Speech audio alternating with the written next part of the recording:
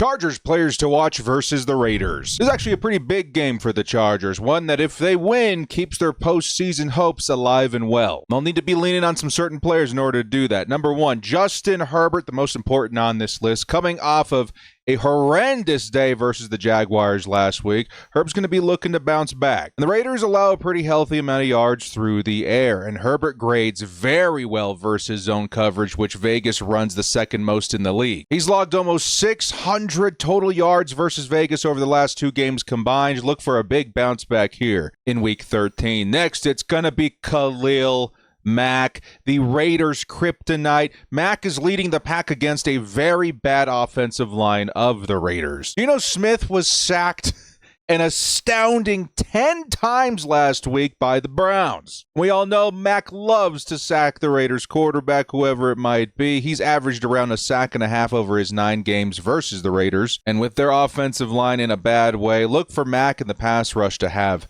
a good time. Next, we got Keenan Allen and Ladd McConkey. Yes, I do think Quentin Johnson and Gadsden should play a nice role for this game with their big playability, but Keenan and Ladd are great weapons for this one. In their last game versus the Raiders, they tied for the most receptions, carving up the Raiders from the slot. And with the Chargers' offensive line also looking very bad, it's time to get the ball out quickly. Both these guys should give Herbert a constant flow of quick, open targets to get rid of the ball as fast as possible. Next, we got Derwin James. You know why? Because of one guy on the Raiders' offense, Brock Bowers, who remains their biggest threat. Now, Derwin's been pretty great versus the tight end position this year. He's held down the fort versus guys like Travis Kelce and Darren Waller. And that'll be important this week as Bowers has accounted for around 30% of the team's total receiving yards over the last 4 games. If Derwin can slow him down, that's a big chunk of their offense off the board. Then finally, my last player, Teair Tart, who low-key might be a big piece to a Chargers win on Sunday. And this is because the Chargers want Geno to throw the ball as much as possible.